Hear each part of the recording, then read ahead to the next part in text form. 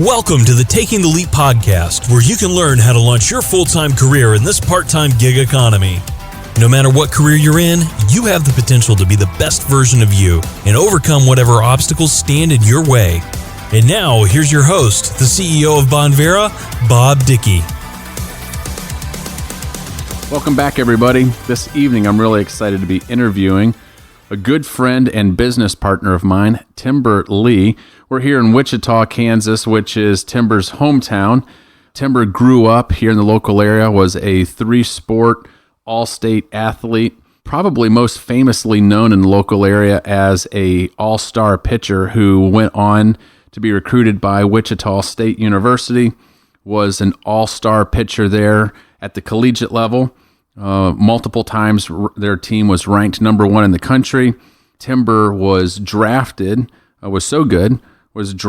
by the Los Angeles Dodgers as a junior, turned that down, came back for his senior season, and was then subsequently drafted by the Angels and played for many seasons 3-4 seasons in the minor leagues, and then left professional sports and went into commercial real estate. Tymber's been a serial entrepreneur in his career, 13 years of learning commercial real estate with a firm and then ventured out on his own. Comes from an entrepreneurial family, so he's got that entrepreneurial DNA hardwired into him from a very early age. But in the course of his career, has been involved in 10 plus businesses, everything from real estate to sports, trampoline parks, ice cream parlors around the country, direct sales companies, and AI and data analytics companies as a investor. And so, Tymber, I just want to say, it's one of the things that I've really enjoyed getting to know you over the last couple of years. I really enjoy getting to work with you. It's been a pleasure. Every single time we get together, I learn from you. I love serving with you on various boards. And so I'm looking forward to the opportunity tonight just to kind of tease out some of the stuff that I already know that I think our listeners would really find fascinating, but even more importantly, to maybe even discover some things that I don't know about you. And we'll just kind of see where the conversation leads. But I just want to say thank you for being here this evening. Thanks for having me. No, the feeling's mutual. I've had a blast working with you and getting to know you as well. And yeah, I look forward to this conversation. It'll be fun. Well, let's dive in. I mean, I've given our listeners a little background on the various things that you've done. One of the things that I find fascinating is that when it's easy to read a leader's resume and bio, right? You and I are roughly the same age, and so you've lived enough life now that you have a very impressive bio and accolades and things that you've accomplished. And if we just spend all of our time focusing in on that, I think it leaves out some of the most important things where I've found that leaders really get their learning. It's like a real world MBA. And so what I've found is that a lot of times those resumes don't really highlight all of the low moments, that they don't highlight the failures, they don't highlight those moments of struggle that actually make somebody who they are.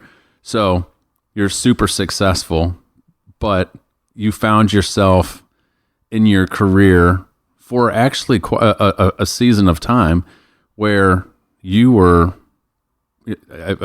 memory serves me correctly, $100,000+ in credit card debt, struggling, things aren't working out. Tell me a little bit about that time, and tell me about how that helped you grow and become who you are today. Absolutely. Well, kind of back to what you were talking about before, as far as the failures and having that perspective. My late grandfather was a mentor in my life for a lot of them. I had him around quite a few years growing up. In fact, I'm 42 now, and he just passed away about a year ago. So I had him for a lot of my formative years there. And he taught me, as soon as I got done with baseball, and he was all for me going into commercial real estate because he knew what it would do for me. He said, hey, you're going to be around all these old codgers, old business owners. He says, after you prove why you're there, and after you get your business done, ask them for a few more minutes and ask them one question. He said, ask him if you had to do it all over again, what would you do the same? What would you do different, and why? And he goes, at that time, Tymber, shut up and listen. And he was just that old school guy. And what was amazing to me is these entrepreneurs wouldn't, these guys were hundreds of millions of dollars in net worth. Just crazy wealthy. Owned many companies. And then what they would tell me about was you're a young failures. whippersnapper. Oh, I'm still wet behind the ears, just hoping I can earn a commission off of a brokerage deal. Mm-hmm. And here I'm asking them this question, and it kind of floored several of them. They sit back in their chair, and some of them would give me 5 minutes, some of them would give me 2 hours. Mm-hmm. And literally, priceless. That was a college. I never graduated college. We can talk about that later if you want, but I never graduated college. That was an education because they wouldn't tell me about typically the big successes. Mm-hmm. They would tell me about the lessons learned in the valleys. Mm. And little did I know that, when Jennifer and I got married, we've been married 13 years now, got 4 beautiful, healthy kids, that for the first probably 8 years of our life, when we got married, I was like, I had some real estate, I had some duplexes, had, 6 figures in the bank. I had tiger by the tail. I was like, okay, I got this thing licked. Mm-hmm. And it was like God knew that he had to surround the wagons and shoot in. And it wasn't one storm or 2 storms or 3 storms. It was everything he could because he knew I was thick-headed. Mm-hmm. He had to humble me. Storms come through. It was the trifecta. It was the perfect storm, and finances and family problems, and during that time my wife had several miscarriages, and it was just everything that drove me to my knees. But during those probably 6 to 8 years, the economy and real estate in 08, 10, 12, it sucked. Mm-hmm. And so here I was, newly married, kids being, coming along, trying to figure this whole thing out, and it was unbelievable. I think I was telling you earlier, broke was a goal. Mm-hmm. If I could just get to 0, it would have been a glorious day. But the lessons I learned on the pitcher's mound, when things weren't going well, when things were going well, you had to have that emotional quotient, that EQ, that nobody around you could tell whether it was the greatest day or the worst day. And you had to have that, just that solid as a rock. inside, you had the weight of the world on your shoulders because you didn't know how you were going to get out of this alive. Mm-hmm. Creditors are calling. You didn't. I leveraged everything except for my kids. Mm-hmm. When you're in a pawn, it's pretty humbling when you're in a pawn shop and you know that you put a bunch of stuff that glitters on a table and they run a magnet over it, and if it sticks, that means it's not worth anything. Mm-hmm. I know what that feels like. To rummage through, and hopefully you find a silver spoon in the china that you can go pawn somewhere to see if you can pay the electric bill next week. Mm-hmm. And then on the outside, you're out there trying to go hustle and trying to do real estate deals. And I've never had a W-2 outside of playing baseball. So I ate what I killed. Mm-hmm. And so and then there's a lot of years there that we didn't kill very much. And so it was tough. It sounds like there's a couple things I want to kind of tease out of this. 07, 08, for those people who lived through it, especially those who were remotely tied to the real estate industry, still have nightmares about that. So it sounds like things turned relatively quickly. You're an entrepreneur. You've had a lot of success in life.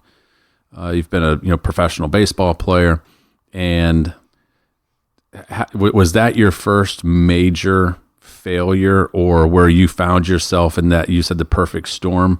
Or had you been prepared prior to that to be able to weather it? I'm just trying to understand, did you start to learn how to weather those storms during that period, or were you prepared for it? That would probably be, if I look back on my childhood, I raised in a great home. Parents were still married today. Mm-hmm. Great Christian home. They always came to my stuff. It was a great all-American childhood. Mm-hmm. Didn't have a whole lot of wants and need. They taught me how to work hard. So it was like the things that were being instilled in me that I didn't even know were there, mm-hmm. but they'd never been tested. The true test of a man is not, during the great times. It's when when crap hits the fan, Mm-hmm. how do you react to it? Mm-hmm. You know, and so I didn't have it, you know, besides being on a mound, I mean, yeah, you got 20, 30,000 fans, you know, with a name like Tymber, there's a little bit to jeer about, right? yeah. I mean, I got called everything in the book. And so minor leagues are getting beers pulled on top of your head when you're in the bullpen. I mean, just, it's nutty. But, you know, that's You develop some thicker skin, but I mean, when you go through that in 07, 08, and all of a sudden your That's a entire whole different family, level. your entire family fortune's on the line, and I would sit out on the deck at night, 2, 3 o'clock in the morning. The family would be asleep, and I'd sit out there and stare at the stars and say, 1, I don't know how I got here, and 2, I don't know how I'm going to get out. Mm-hmm. But I know one thing is I'm not going to quit. I'll wake up tomorrow. I'm going to strap it on. And I'm going to go at it again, and I'll do it the next day, and I'm going to do it the next day, and I'm going to, you know, it really drove me to my faith.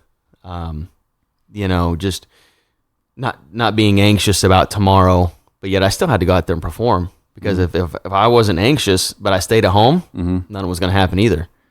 So I had to go out there and keep slaying the dragons and keep moving and keep just trying to do and just trying to discern what direction and what God was trying to teach me through those years. I mean, it was like year 1, year 2, year 3, and it was 5 and 6. I'm like, all right, God, have I learned the lesson yet? Mm-hmm. So it was rough, but that was the first real test of a lot that, yeah. Would you say that a do not quit attitude is a key skill for an entrepreneur? What would you list if someone were to say, hey, what are the key skills for an entrepreneur? Would that be on there? What would your list be? You know, definitely, is it Angela Duckworth? Mm-hmm. Wrote that book, Grit. Oh, yeah. And absolutely grit. And it's going to be defined in so many different ways, right? But having that thick skin, having that grit that you're going to power through things, not giving in to the fear that is so prevalent, you know? And, you know, action, in my opinion, action cures fear. Oh, I agree 100%. And in fact, I got a funny story about that. Just this summer, my little 6-year-old, his name is Tymber, actually. Also, we went to Worlds of Fun or Oceans of Fun here in Kansas City, and it was probably an 8-story water slide, and I'd been down it a couple times, and so I knew that it wasn't scary for him, but he was scared to death. Mm-hmm. Looked up at this just mammoth of a water slide, and I mean, he wasn't going to do it. So I grabbed the tube and I said, nope, let's go. We're going. And he's like, no. I mean, and he's like screaming at me the whole way up. I mean, these lifeguards are looking at me like, hey, dude, I'm going to call 911 on your butt. Are you kidnapping this kid? Yeah. Like, what are you forcing this kid to do? I'm going to call child services on you. Right. You know, and so he's screaming at me, I'm not going to do it. I'm not going to, he's still walking up. We're literally in the chute, ready to go. We're next. And he's screaming at me, no, Daddy, no. I mean, the lifeguards are really looking at me like, okay, you're dad of the year for sure. Yeah. And literally by the time we get down the slide and hit the water, he is screaming, Dad, that was awesome. We got to do it again. I mean, I think we went 6 more times. Mm-hmm. The action cured the fear. Now, I knew it was going to be great because I'd been down it before. Mm-hmm. But I knew that he didn't know that yet. But he had to act and push through it. Mm-hmm. Otherwise, he would have gone home that night and still been scared of it the next day. Yeah. And it's probably the fear gets bigger It gets bigger and bigger, and it becomes something that is uncontrollable about something that never should have been there to begin with. Mm-hmm. You know, and so that ability to press the rudder forward, press the stick forward, to have that EQ, that emotional quotient, to where it can be the worst day, it can be the best day. You can be getting calls from creditors. You can be getting IRS bill. You can do whatever, and then you have lunch, right? Mm-hmm. That's the story of an entrepreneur. Is like Right. You can have a great day, worst day, bad day, horrible day. It's amazing. All on the same day. All on Yeah. this, and then you go and have lunch, and then you have the second half of the day. Yeah. I mean, it's nuts. You and I have experienced a lot of Yeah. those calls together. For sure. But that's you can't ride the emotional roller coaster. And being able just to press through the day and press through and make those tough decisions and be able to make a decision. Mm-hmm. You can't procrastinate. You gotta. I agree with you there. I think far too often the inability, everyone's like, well, you'll see people who have an inability to make a decision or they're trying to make the perfect decision. And there's a lot of situations where, I mean, my brother's an Army Ranger and we had similar type mottos when I was served in the Air Force, but leaders have to make decisions, especially in a crisis, especially under stress, and a well thought out but maybe slightly imperfect decision that forces action is better than paralysis analysis, where you're sitting there not doing anything. And so I think an entrepreneur absolutely has to be able to make decisions. And look, you're going to make mistakes. I think there's another thing that I would say that I've learned in my career is I see people who are successful. I see folks who are failures. Virtually, without a doubt, folks that I have seen fail in business or fail as an entrepreneur, they don't have the ability to make a decision, and they are terrified or scared of making a mistake. The inverse of that is successful entrepreneurs will make a decision and they're not afraid of making a mistake. They know they're going to make a mistake, but they're like, hey, it's part of my education. I'm going to pivot, iterate. Oh, you hit on, honestly, you touched on something there it's been ingrained in me forever. It was, don't be afraid of failure. You can't go through life being afraid of failing, because really in those failures, as I was mentioning before, are where the gems are. Mm-hmm. And so, but if you go and say, until I get perfect at that, or until the stars are perfectly aligned and everything is just exactly right, then I'll do it, you'll never do anything. Mm-hmm. And so an entrepreneur you cannot be afraid of the failure. In fact, I'm reading a lot of books right now about some of the major corporations that are out there today, and especially in this whole, Silicon Valley, all these different startups, and how many of them actually, what we see today as the multi-billion-dollar companies, were actually the result of multiple failures leading to what we now see today. Now, from the outside looking in, it's like, oh, that was their plan all along. Actually, it looked totally different. Right. That was after 4 failures, and they stumbled into what we now see as XYZ company. Right. I love those stories. I think the one of the ones I was reading about recently was, I think it was Instagram. Yes. And they had originally started out, the name of their company was Bourbon, and they had a completely different business plan. And they're just like, Pinterest was another one. Yeah, Snapchat's another one. Twitter's another one. They all started out thinking, we're going to go do X, and then something happens, and they pivot. And we're like, and I think on the Instagram one, they realized that people, their whole Bourbon business plan wasn't working, but they noticed that there was this feature that all their users were on the camera, and they're like, hey, let's pivot and let's focus in on this, and this is what we're going to do. And they launch it. Next thing you know, it's Instagram. Next thing you know, it's getting bought by Facebook. So yeah, you have to be open-minded and say, okay, look, we're going to go down this path, but there's going to be, we're going to fail. We're going to make mistakes. We're going to pivot. We're going to get better. And it's interesting. That is like the business plan in Silicon Valley. Absolutely.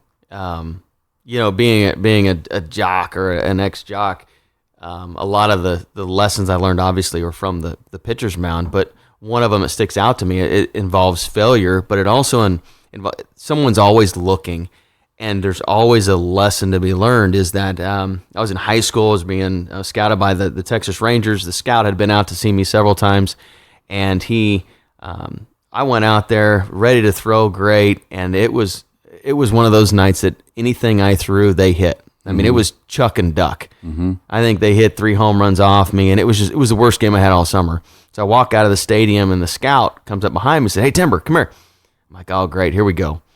And I come up to him, he goes, hey, great game. And I'm like, I'm not sure what game you were looking at, but I don't consider that a great game. He goes, no, I wanted you to lose. I'm like, all right, buddy, that's strike 2. You're not allowed to come watch anymore. And he goes, no, I wanted to see you fail. I wanted to see how you bounced back. I wanted to see how you took it, whether you started blaming people around you, whether your EQ, he didn't use those words, but that's what it was. He wanted to see what my countenance was on the mound, how I handled the failure, how I handled the people around me, whether I blamed other people, all those things that I parlayed into my business world, in my business life of, take the good and throw it out the window to praise others, and take the bad and say, hey, own it, right? Mm-hmm. And he wanted to see that on a pitcher's mound, just like I want to see it every single day in my life, in my businesses. Yeah, because he intuitively knows you're not going to win every game. Mm-hmm. you're going to end up facing a whole lot of adversity. And one of the adages that I've heard often from my friends who are either running businesses in Silicon Valley or are VCs there, but there's an unwritten rule that a lot of VCs won't invest in a founder entrepreneur who has not experienced failure. They want to know. They're like, look, you're going to run into these brick walls. How are you going to handle it when you do?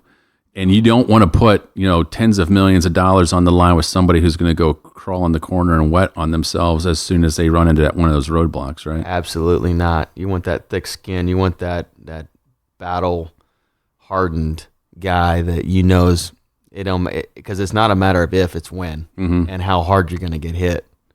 And so spitballs on a battleship. For sure.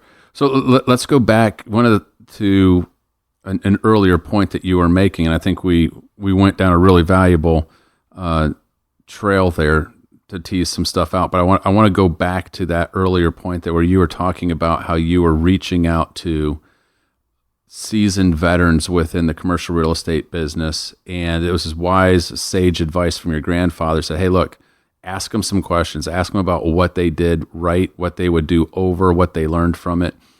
How many of those individuals that you asked that question, how many of them said, "Nah, Tymber, I'm not going to give you any information. I'm not going to help you"? None. Zero. Literally to the man. If it was even 5 minutes, that 5 minutes was still immensely valuable. But none of them. In fact, multiple even said, I appreciate that question, young man. Can you set an appointment with me and come back? Or I'll tell you, I'll buy you lunch and let's go and we'll talk through that. I mean, none of them backed away from that question. Because I think as an entrepreneur, when you've been through those things and you see somebody that's out there saying, "Teach me," I'm listening. When you've been through that path, you can't help but pay it forward. You can't help but pull back the shirt and say, "See that scar right there? Let me tell you about that decision. Here's how that impacted my life." I majored in entrepreneurship at college while I was there, and there was a very distinct difference between those professors that were business owners that had either were doing it in their off time or, and kind of later in their career. And then those that were basically teaching from theory from a book they read the night before. And it could have even been the same words, but the meaning behind them and the ability for them to pull the stories from their own life it could have been a totally different, even though it may have been the same words, same message, but it meant something totally different because they'd actually worn those shoes. Yeah, I've heard multiple people share with me that when they have gone out to ask thought leaders those types of questions, that they have never received a no, but actually the opposite, where that individual is like, almost relishes the thought to be able to pay it forward, to have a conversation with somebody younger, to share those stories. And they're the most valuable conversations I think you can have, especially as someone is either starting a new venture or whether you're early in your career and you have the ability to tease out, that knowledge from somebody who's had real world experiences. You can't put a price tag on that. Well, I'll throw one back at you here because here we're there's two business guys here just talking of an evening, and you and I can talk business like some people could talk sports. I mean, we're that kind of, we're just back and forth all night long about business. And maybe for some of your audience that are saying, I'm not an entrepreneur. I don't have the business acumen or whatever.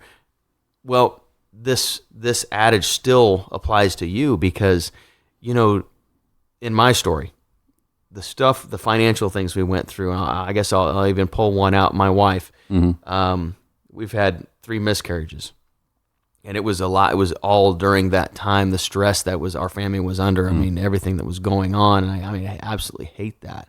But what she has done to parlay that into, those are deep wounds that she has, that she still carries today, But inevitably, God will put people in our life, and I've seen it happen literally dozens of times, and she is okay, and she has made herself okay with opening up and not just putting that into a closet and saying, that was so painful, I'm never going to go back to that closet ever again. But when that person is laid in front of her that is experiencing that for the first time and doesn't, and her world was turned upside down, Jennifer will go back to that closet, pull out that memory, pull out what gave her strength, and say, listen, I know. She'll jump in the boat with that person, and she'll say, the race that you're starting, I've finished it, and I've gone through it, and I survived, and here's where I drew strength from, and here's how I got through that. So you don't have to be hey, I've owned 10 businesses, or I've done this, or I've done that, or I'm in Silicon Valley, or I'm the CEO of this company. You can take your life experiences that is personal to you, and if you're open to it, that's what I love about like life groups and groups at church, or even just organizations, that when you can open yourself up to what your journey has been, I guarantee there's people that are at the starting line of a race that you've finished. And it's crazy the landmines that you can help them sidestep. Well, I really appreciate you bringing that out, because I think over my career, I've had the opportunity to chat with various people, and especially young people, whether it's in a college campus or a mentoring type session, and inevitably there will be a conversation that comes up where someone says, well, I don't know what value, I'm bringing to the table, or they minimize their potential or their value in the world because for a whole host of reasons, right? We all battle certain, kind of demons, if you will. And what you've highlighted is that every single person has value, regardless of your educational background, regardless of what you do. But a lot of that value is your life experiences and what you've learned through just living life. There's many people out there who need a friend, who need someone to support and encourage. And I found time and time again that if you're able just to be open and transparent and to have empathy with others, it's amazing how many people around you might be struggling with the exact same thing you struggled with, or be going through the exact same heartbreak. And when you're able to, as you said, what Jennifer did, right? She was being vulnerable, because she was vulnerable to kind of open up and say, yeah, I've been there. She was having empathy and saying, I know how you feel. Here's what's going on. Let me give you words of encouragement. We need way more of that today, I think, in our culture, as opposed to, it's easy to get heads down, looking at your phone, getting, wrapped up, but analyzing. Those trials are gifts. Yes. They really, truly are. One thing I love, you and I are partners in a company called Bonvera, and one thing I love about that space in general is it takes people that has that inner drive of entrepreneurism. Now, they may be getting a W-2 during the day, and they don't know how or where or why, because, to start a company, most people, I call it the three-legged stool. You either have the capital or you don't. Maybe if you have the capital, you don't want to risk it. So you got, and then maybe you have the capital and you're willing to risk it, but you don't know how. That's why franchising is so popular. You don't have the idea. You don't have the idea. You don't have the plan, the blueprint. You got to kind of have all those. And what a company like Bonvera does is it actually levels the playing field. Your risk for reward pendulum. It's almost non-existent. So you take away the capital need, which is typically in a normal franchise or business, couple 100,000 to seven figures, right? The risk, the plan is set in place with the New Way MBA that you guys are talking about, and then the blueprint and the mentorship is there.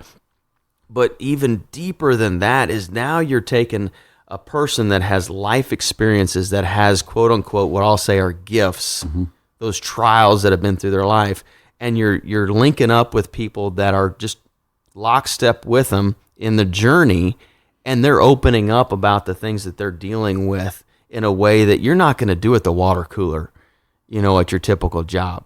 You're immersing yourself in these people's lives, and you're going to learn about where they're at and where they're struggling. And I've seen it. You can never guarantee anything, but I swear I've seen it hundreds of times and thousands of times where inevitably that person that is now in your path that you didn't know last week is dealing with something that you dealt with last year. And now you're going to help them through something. And it almost gives me goosebumps thinking about it, because those are gifts that you didn't know were gifts that you're going to pay forward to help somebody else that you didn't even know last week. I love the space that Bonvera represents. Well, it's a great segue to another question I have for you. So with all the various business opportunities that you have in front of you, the various companies that you're running and investing in, why did you get involved in this space? Why are you passionate about Bonvera and what this company is doing? That's actually a really great question, because the opportunity cost of money today is, it's not we could deploy that capital in dozens of places, and some maybe even more of a sure deal or whatever, but it's not always about that. And so what really triggered us on Bonvera actually happened over the last 40 years. Jennifer, my wife, grew up in a family that was very successful in the network marketing space. And through her childhood, she would literally sit in the next room while couple after dozens and hundreds and thousands of over, decades here would come in and sit in her parents' living room, and they would just be pouring out their life. They were to say, we're struggling here, we're doing, it would be personal, it would be business, it would be both, finances, you name it. Family, kids, life, right? Yeah. But you don't realize, most people don't have somebody that they can trust to open up and be vulnerable with. And so when they find that person, they tell you everything. They tell you everything. Grab a cup of coffee and have a seat. Yeah. But what she heard was the heartbeat of lives changing, of things you don't see at work. And I'm not knocking on jobs, but there's something special about what this industry of network marketing and that Bonvera is in, that it's the heart of somebody that truly cares enough to take that couple hours of an evening and walk someone through what they're dealing with. And when the call came for that capital that was needed to take Bonvera to the next level, I looked at her and she looked at me and she said, how can we not say yes? How can the not at the end? It wasn't the number. It was, how can we not say yes? Because this is what that represents. Great answer. All right, so let's make a going a hard pivot here. That's a great. Let's take a hard pivot. I want to hear about some of the books that you're reading. Oh man, I got a lot of windshield time, so Audible's a good friend as well. Like I said before, man, I'm a business book junkie. There's no fiction involved in I don't have time. Yeah, I like fiction, but I've shared with somebody recently that I don't have time for it, because I'm looking for something that I can apply into my life. I know I'm going to get hate mail for this, but I have a disproportionate amount of business. Start going to romance novels, you and me going to have issues, bud. None of those. But I love being fed, and I love it through stories. And so when I can grab a book like Shoe Dog about Nike, and I can hear about the stories of the early days and the tough decisions that were made and the times they almost went bankrupt, and I say times plural because it was multiple times, and just the journey of that entrepreneur and how it came about. You look at it, what is today, and it's like, okay, I guess that was always. It always has been. It looks obvious. Yeah, you don't obvious. realize that Phil Knight shot the gap over and over daily. Yeah, and I love those stories, and so stories like the book like American Icon about Alan Malawi and how he came in from an aircraft company to literally join arms with Bill Ford and the Ford family and position that company to where, when the recession hit and every other auto company in that industry was scrambling for debt and scrambling to try to stay afloat and taking buyouts from the government, and yet they had positioned themselves perfectly for it. But but that book in and of itself, the behind the doors, the in the boardrooms, the decisions there, the shooting the gap, to use your term, it invigorates me, because what it does is it tells me, another book, The Messy Middle, talking about a lot of them, the companies that you mentioned earlier. Yeah. The same story. When you see today, I think an entrepreneur, if they look at all these successful companies out there and they think, wow, I'm not them, and I can't, they look at them, and I'm going to kind of pivot here. Society in general, the whole social media, Facebook, Twitter, Instagram view lens that we have into people's life, I think is horribly unfair. I hate it, because all you see is their best picture on vacation, their perfect cup of coffee with their devotional in the morning, with their desk perfectly aligned, the perfect sunset on their back deck as the yard is mowed, come on. Let's be real. You don't see the chaos. You don't see the chaos that is on either side of the phone, or in back of them as their kids are swinging from the chandelier. Yeah. But it's a perfect cup of coffee with the devotional. I mean, with flowers around it. Entrepreneurs, same thing. Yeah. You see the Nikes. You see the multi-billion, the companies that just sold for billions of dollars, but they don't see the chaos that led up to that. They don't see Jeff Bezos in a rat-infested, strip mall office with a desk where it was like a door on wooden horses, right? Or the day that Steve Jobs calls Netflix guys and said, "Hey, come to my office," and pitches to try to buy them out, or all these and Netflix was only like 12 months old at the time, and all these different stories. And so, but when you're in your own entrepreneurial journey, you're in that quote unquote messy middle, as that book would say. You kind of compare yourself to the highlight reel of all these other companies, and that's not fair, because it's not real. Yeah. And so, if you can peel the onion back, sometimes 10 layers, and see that they were where you are as well, maybe to some degree. And okay, I'm not the first one through this. I'm not the only one that's dealt with this issue and having to make tough decisions and all of that. And just because their Facebook profile, quote unquote, doesn't look the same or it's perfect, that doesn't mean that behind, one layer deep is chaos. Right.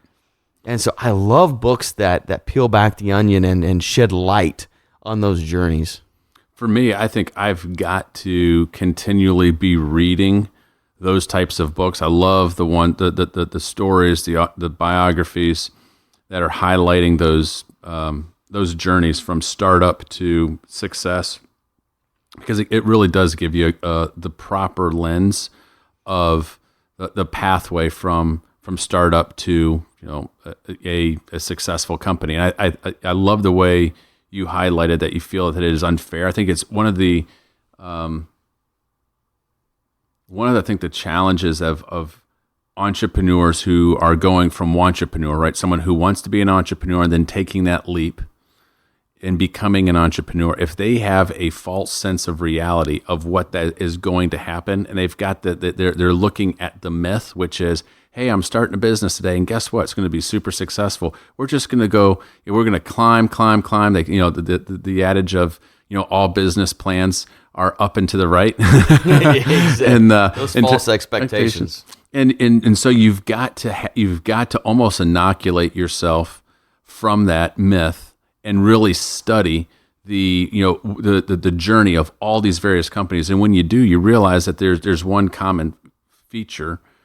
Which is obstacle after obstacle after obstacle, near-death experience, shooting the gap, the pressure and the weight of the world on your shoulders, and you get to it, but it's fun. I mean, people are like, oh my gosh, what you've just said, Bob, makes me not want to be an entrepreneur, makes me not want to start a business. Absolutely not. But it is so much fun. But you just have to proper, don't expect that you're going to have your $1 billion unicorn day 2, right? It's going to take some time. Yeah, I mean, it sucks that you get your rose-colored glasses cracked. Okay, well, actually take them off and throw them away. Those are unreal expectations. Don't place those on yourself. If you run in and think, hey, I'm going to, day 1, I'm going to be, or even year 1, I'm going to break even, I'm going to start making money. No, those are, set yourself up for success as well, even with your own expectations, And so look at the journeys of people. Don't put so much pressure on yourself that you have to be what those guys took 10 years or maybe 20 years to get to. Don't think that you have to get there day 1. Yeah. That's not fair for you or your business either, because then you'll be making decisions based off of what you think where you should be, where it took some other companies 10, 20 years to get there. Right. There is a path and there is a journey. And, I'd be the first one to tell you that, I don't sit back and enjoy the journey as much as I should, because I'm so anxious and I'm such a driver, and so some of the other books that I've been reading kind of dial that in, like The $1 Trillion Coach by Bill Campbell. I mean, he was a Silicon Valley, he was like a football coach, but he's also a Silicon Valley coach for multiple, the $1 Trillion coaches, and named that way because literally the guys that he was, coaching in the Valley it's unbelievable. It's the who's. The Steve Jobs, the Larry Page, the Eric Schmidts. We're talking about Google, Apple, Intuit. Really. These guys are, it's not just, bottom of the rung companies, and how he was dialing it in as far as identifying a problem and addressing it. He was able to get the elephant, put it on the middle of the table, but do it in a way that created trusting relationships, and did it in a way that instilled courage with the people around him. Speaking of the American Icon book with Alan Malawi, one of the biggest things that I remember from that book is that Ford had created a culture to where nobody wanted to deliver bad news. And so they would come into these meetings and they would have a stoplight approach, where green, yellow, red light on different projects they were working on. And everybody's green. Everybody's green. It's like, hey, we're losing millions a day, but everybody's green. Hey, life's perfect. Yeah. Okay, something's amiss here. Right. Well, so Alan comes in and says, and he created a culture very quickly, and the book highlights one instance where one guy put red. And literally, when it showed up on the screen, as the book illustrates, the whole room just went quiet. Like, oh crap, he's fired. Right, because that was the culture they had. If you had anybody delivered bad news, you got the axe. You're done. You're done. So everybody in the room was saying, okay, we'll see if he's even around tomorrow. I'll deliver boxes to his office so he can start piling his crap in. But then the next day he showed up. Then the next day, and then how did Alan? How did he react to it? Hey, thank you for pointing that out. How can we fix that? Hey, how can we help? How can we help? How can we get the team to come in and fill in the gaps and work with you to get that to a yellow, to a green, and then what do you know? The next board meeting, there's more reds, there's more yellows, and so creating in a culture to where it's not just all butterflies and roses. It's, here's the issue. Let's identify it, and let's move quickly to addressing it, and encouraging people and giving them the courage to not have to be perfect, to say, hey, here's what I'm dealing with. Who around me can help? Well, the 2 books that you just highlighted, especially Alan's journey at Ford and turning Ford around, and then also $1 Trillion Coach. I think there's a principle there of the truth teller. In business, you have to be able to deal with hard truths every day. You can't, gloss it over. And whether you're dealing with investors, whether you're dealing with your business partners, whether it's staff, vendors, it's just hard truths. Some of the things that I've even navigated over this last year. What frustrates me beyond measure is if I feel like I have either a partner or a vendor or somebody, right, who is not willing to deal with the hard truth.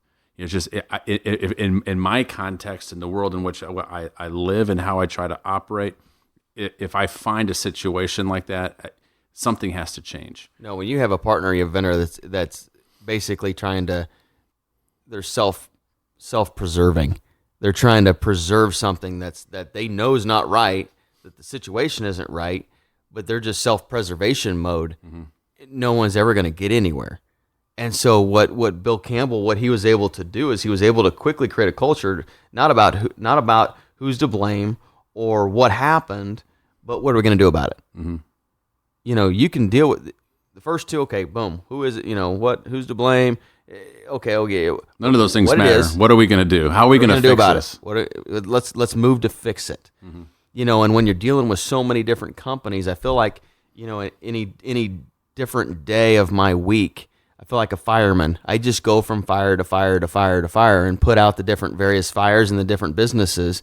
If you don't hear from them, it's good. Mm-hmm.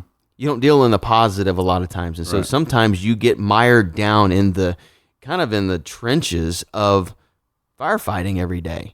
And it's because you're dealing with the chaos and the drama and the proverbial fires that are springing up, not if, but when. Mm-hmm. And you got to be okay with it. You got to be okay with that journey and understand that it's not going to be perfect, but that's all right. And in some of those fires, I'm dealing with one of my companies right now that we had that somebody took a different position somewhere else, and some other guys are going to have to step up. And in that transition, one of the general managers now has found tens of thousands of dollars of inefficiencies. Hey, you just paid for somebody's salary right there. Yep.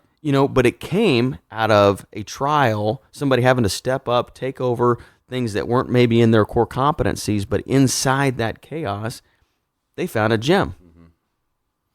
Mm-hmm. Well, it's interesting. I'm going to ask you a question on that. I've found that sometimes when you get a fresh set of eyes on a problem, it's interesting a perspective that somebody will have. All right, so here you're just talking about somebody who left, probably a critical member of your team, but somebody else stepped in. They're new to that position, fresh set of eyes, and took a look at the problems there and be like, hold on, I'm seeing X, Y, and Z, certain inefficiencies. I'm going to be able to dial this in. And so I think there's a couple of lessons in there, right? Number one, outside fresh perspective on all things is good for a business. Absolutely. You need to have, if you've got just a total insider view on your business, you're setting yourself up for failure. Well, one of the books that I did, the originals. Yeah. I had that. I mean, that's in the back of my head. And one of the things, there's multiple stories in that book, but one of them is your board create a culture that is okay with dissent. Mm-hmm. That different perspective you're talking about. The other lesson I think that you've just kind of highlighted there is sometimes you go through an experience where you feel like I would imagine you lose this individual, like, oh my gosh, I cannot believe this is a valuable person Absolutely. of the team. I don't have time right now to have to replace them and hire them. This is going to set me back. Never a good time for that. Never a good time. But so your initial gut reaction is this is negative, but in actuality, you brought somebody else in new, fresh perspective. They've been able to fix inefficiencies, save tens of thousands of dollars in inefficiencies, whatever. So it actually turns out to be a positive in your favor. One of my friends highlighted to me in my career, said, Bob, a lot of times our initial gut reaction on things is wrong. You'll take a look at a situation, be like, oh my gosh, this thing's negative. And in reality, it's going to be a positive. So I think if it's important for entrepreneurs, I mean, this podcast is for entrepreneurs, people who are taking the leap. I think it's really important that no matter what comes your way, no matter what obstacle, you might take a look at it at the moment, like, this is negative. And if you look at it through a different lens, a different angle, I think you'll find that there's most often something positive that comes out of it. Oh yeah, failures, that's just an opportunity for success, in a different light. But one lesson actually that where I thought you may go with this, and it's say you're coming into a board or something and you have that, or say you're on a board and maybe you're the leader of the board, you're the CEO of this company, and here comes a fresh perspective. That leader also has to shove his pride in the corner and check it at the door, because if he's bringing in a new set of eyes, and if he's bringing in somebody that may not know a lot about the company, but a fresh perspective that could really change big time some of the directions that he's going. Mm-hmm. If he's got pride, and if he's not humble to the perspective that this person's bringing in, he could be shoving out one of the best things for his company. Right. And so that pride of authorship I see happen so many times with entrepreneurs, that they don't chuck that, open themselves up and say, okay, yeah, this guy may have something, even though I may not agree. Let's dive into it. Let's create that dissent. Let's banter and have that constructive banter of, okay, what about this? Or what about, if there's one thing I remember about my grandfather is, as he was getting older, I would come over to his house and, he'd yell at my grandmother and say, hey, Tymber needs a pepper. That means a Dr. Pepper.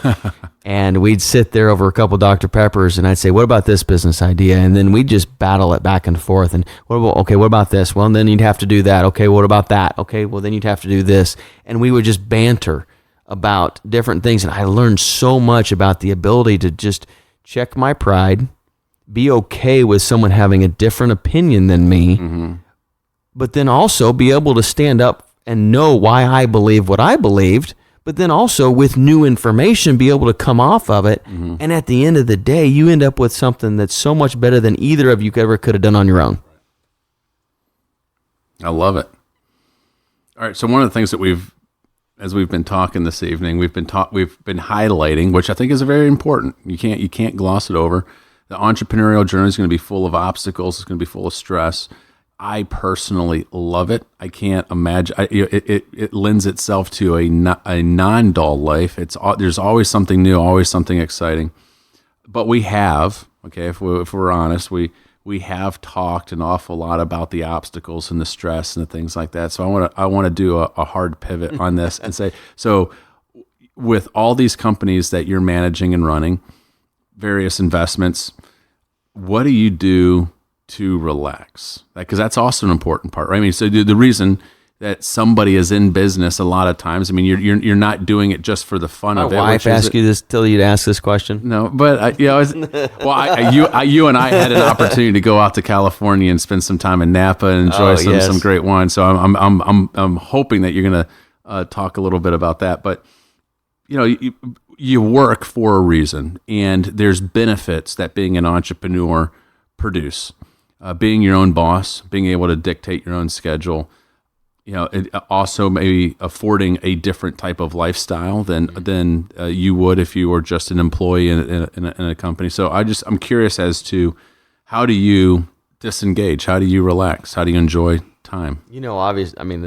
Obviously, like trips like to Napa and just with great friends and great company where you can sit back and just enjoy a different part of the country and a different culture. And I mean, some of the estates that you and I were able to go into were just epic. I mean, first class. And then we got to hear the story of that entrepreneur. I mean, you can never get away from it, right? Yeah. And of course, you and I were always asking questions. We're like, okay, where did this guy come from? Exactly. How did he make his money? What was he doing? Why is he?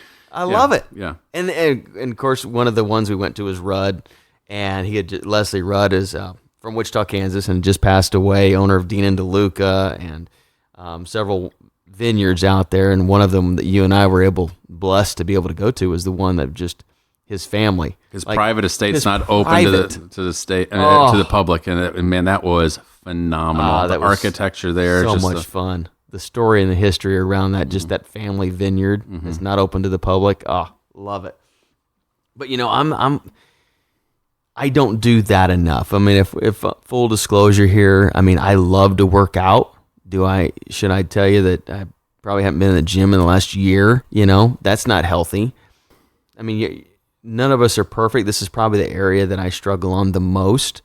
But if I were to say, in the last year, my family, Jennifer and I purchased 75 acres of land. It's always been a dream of ours to do that. And on that land, we're currently building a home and digging a 6-acre pond. And, Bill and Jan Newton, my in-laws, and Cody and Tara Newton, my brother-in-law and sister, are going to live out there as well. They're buying some land with us as well. And call it a family compound is just, I mean, it's euphoric in our way of thinking.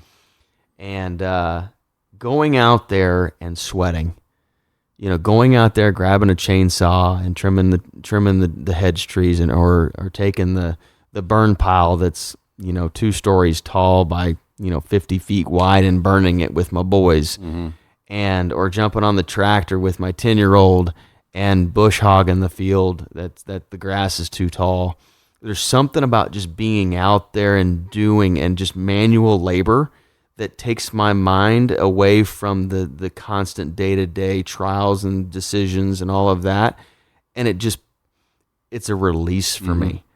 I may be sick and twisted, but it's out there. I'm sweating, I'm working, putting on the gloves, the work jeans, and just getting after it. Well, you say, I want to kind of interrupt you there, because you said that you haven't worked out for a year, but you haven't worked out for a year in a gym, right? True, but I mean, what you're doing is you're working out like most human beings worked out for, all of human civilization. Not showing up to the spa to lift some weights. That's right. Yeah. So you're out there. You're out there actually doing real work. So you're still fit. You're still taking care of yourself. Absolutely. But you know what? Even in that, I mean, my personality is very deep, and so I think through things a lot. And even in that, I've got 3 boys, and I got a girl that range in age from 5 to 12.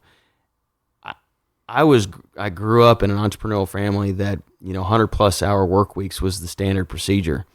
Dad had watched the news at night and 10 o'clock news, and it's going to freeze tonight. We got to go cover that basement, because they were home builders. Mm-hmm. I grew up on a roof. It was my summer jobs were framing and siding and building decks, and they taught me how to work hard. And grandfather had a saying. He said, if you got everything done that you plan to do today, you didn't plan to do enough. I mean, that's how we rolled. Okay. You can take a break when you're dead. So I thought we were talking about relaxation and okay, so how do we get back on work? I think you're a workaholic. I'm twisted, I'm telling you. But when I'm out there with my kids, I want them, because I can teach them how to work smart. And so in that, out there sweating and working with my boys and my girl beside me, they're learning the skills of how to work hard, which I think is somewhat lost in this young generation of how to work hard, because they're so entitled. I want them to know what it feels like to sweat and to get your fingernails dirty into a good, hard day's work. I can teach them how to work smarter later. I can teach them how to own a business and how to do that. But how to get gritty and dirty and work, for me, that's a release.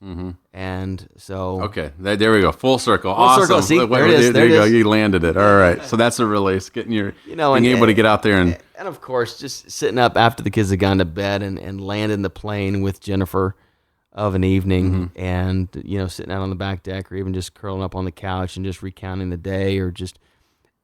I've learned a lot because of the struggles that we went through those early parts of our marriage, where you couldn't afford to do anything else. I've learned to relish those times with her, where it's just me and her, being able to sit there, look in each other's eyes, or just sit on the couch and even watch a Netflix, to where you take your brain. I like movies. Why do I like movies? Because it takes my brain into a place that's not the daily grind. So not everybody likes movies. I love them. And I can get sucked into a good movie. Okay.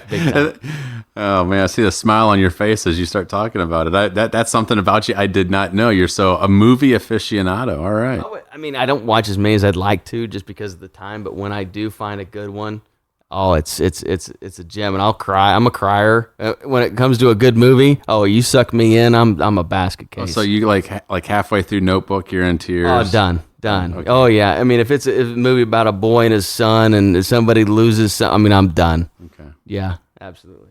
So what's on your bucket list? Place you want to go? Oh man, something you want to do?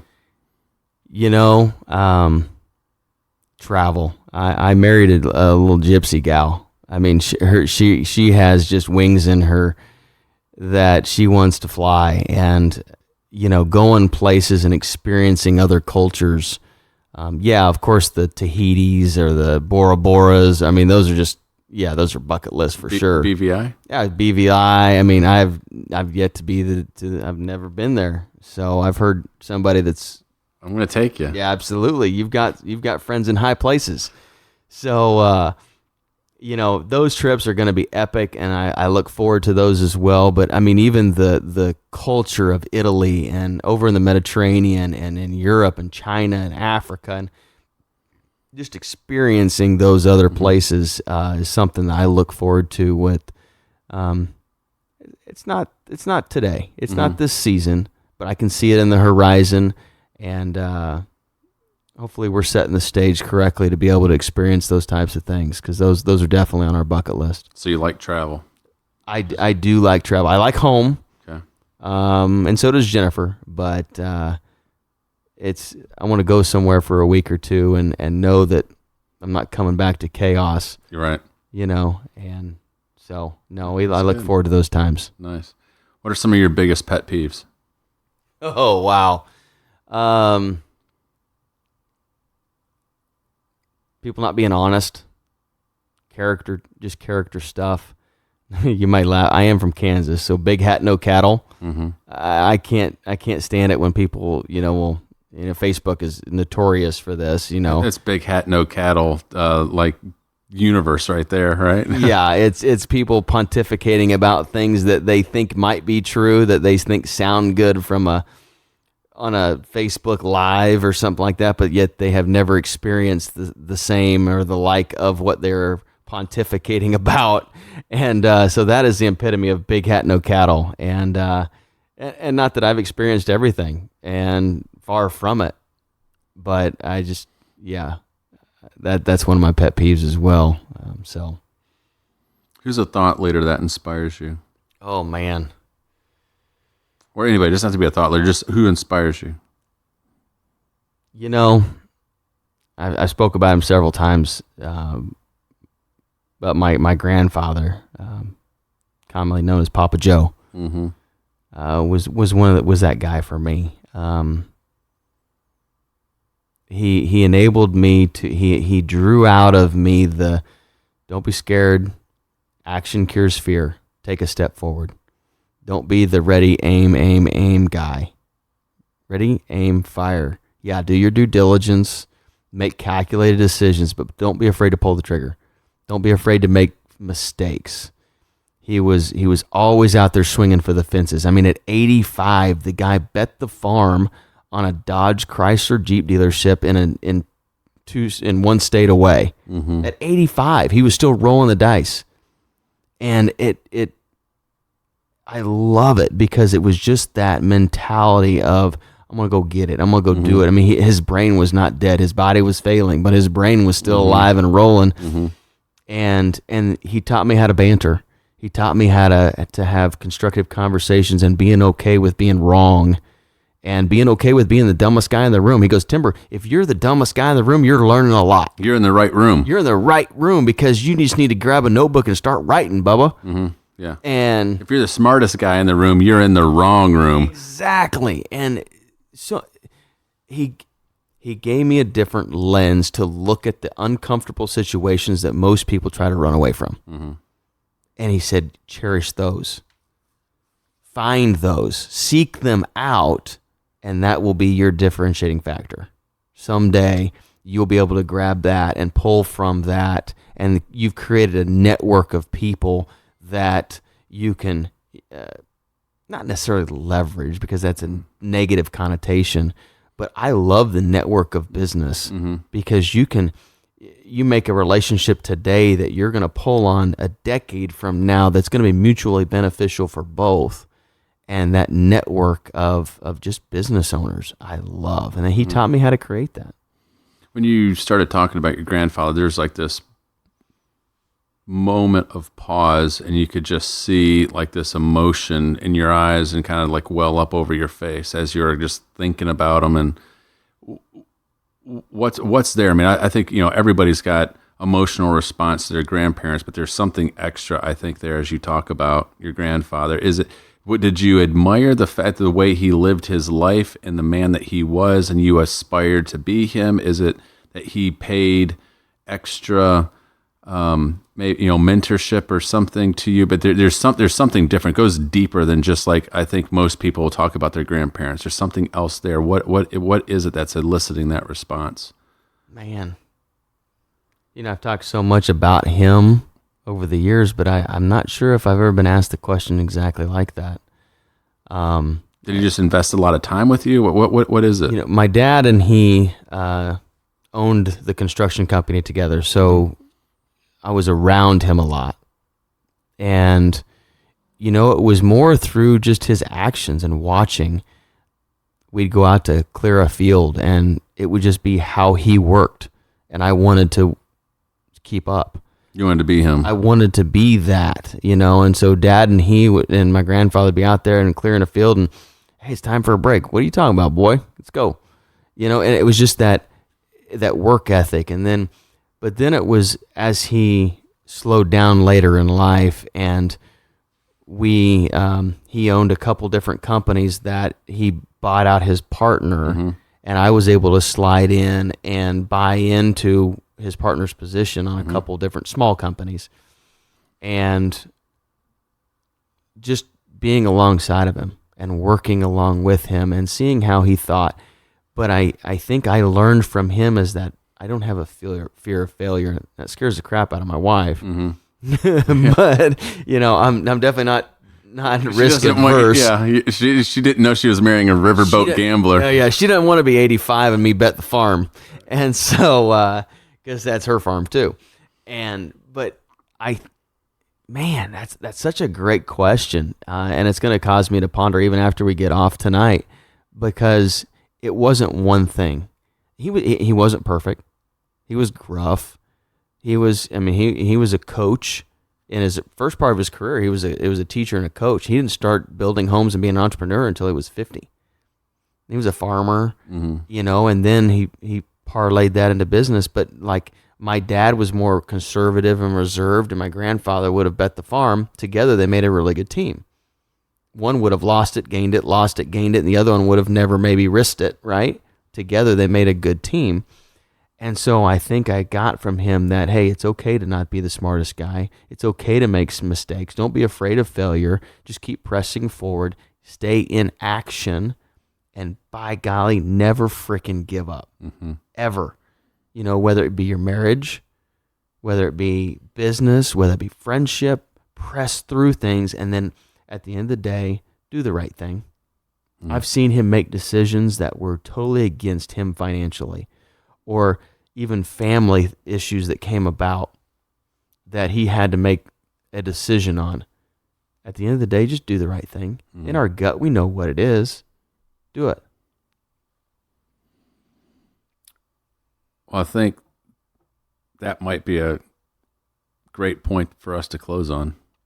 Is there anything that you'd like to share with the listeners, the audience this evening, as we kind of close up? Any parting words? Words of wisdom, words of encouragement? Get into action. Do something. I think I see especially as I look at men around my church, around in business, or just in general in society, and I feel like they've been neutered. And it pains me, because I just want to grab them and say, you're created for greatness. You maybe not think you're a leader, but you are a leader. And find someone that believes in you to get into action in some direction. Because the courage of one will, what is that saying? I think it was Billy Graham. Courage is contagious. When a brave man takes a stand, the spines of others are stiffened. Billy Graham. I love that. Get yourself in a position where you can strengthen those around you. Have courage to move forward. Grab something that you can be passionate about. Does it have to be a business? No, it can be something that you're volunteering on, or a board, or taking leadership of your little kid's soccer team.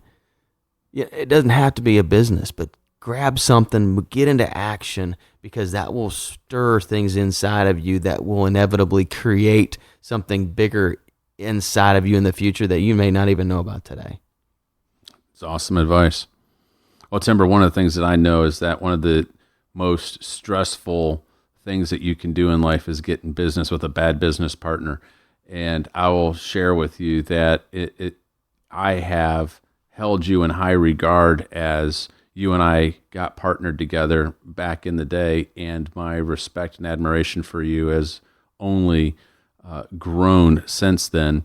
Not only are you very successful, but very wise, and it's been fun just being able to see how you think and how you process. I've enjoyed you sharing a little bit of your life and your journey with us this evening. That feeling's been mutual. And I think that I'm seeing a different side of you as well in terms of your of what a role your grandfather played for you, and how character and integrity and honesty and truthfulness and being a man of your word has been so maybe ingrained in you from him, because those are the types of things I've heard you share, not only this evening, but over time. And I think that those are all foundational principles for an entrepreneur that's enabled you to grow a great network, have great business connections, to be able to rally investors in your various business deals. And so for the listener, I want to call those features out in this interview, because I think that is part of what has made you a very, very successful businessman and leader. And I'm honored to call you a friend and business partner. So for the listeners this evening, I hope you've enjoyed this episode of The Leap with Tymber Lee here in Wichita, Kansas. We will continue to bring you great thought leaders like Tymber Lee and many others. If you have somebody that you would like us to interview and highlight on this podcast, please email our staff, and we will make sure to do our best to interview them. Until next time, go out there, make a difference in the world, be a great friend to somebody, take action in your life no matter what it is, and do not be afraid to take the leap. Thank you for listening to the Taking the Leap podcast with your host, Bob Dickey. You can keep up with the latest on the podcast at www.takingtheleappodcast.com and bonvera.rocks. You can also find the podcast on iTunes, Spotify, Google Play, or wherever fine podcasts are distributed. Thanks for listening, and we'll see you next time on Taking the Leap.